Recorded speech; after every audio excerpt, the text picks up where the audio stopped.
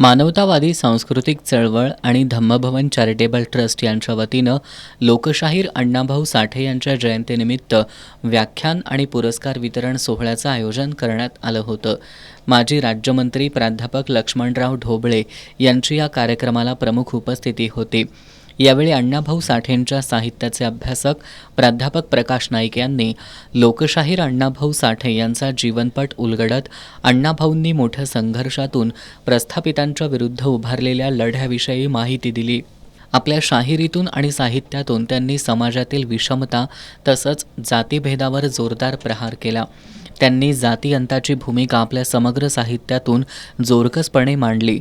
त्यांचा हात समतेचा आणि मानवी सन्मानाचा विचार घेऊन आपण सर्वांनी वाटचाल केली पाहिजे, असं नाईक यांनी सांगितलं.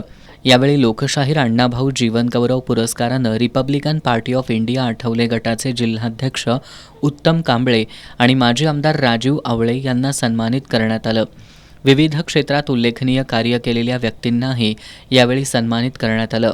या कार्यक्रमाला डॉक्टर शोभा चाळके, प्राध्यापक किसनराव कुराडे, अनिल म्हमाने, डॉक्टर श्रीपाद देसाई, प्राध्यापक प्रकाश नाईक, ॲडव्होकेट करुणा विमल, अंतिमा कोल्हापूरकर, अब्राहम बापू आवळे, मंगलराव माळगे, डॉक्टर कपिल राजहंस, बाळू वाशीकर, विश्वासराव तरटे आदी उपस्थित होते.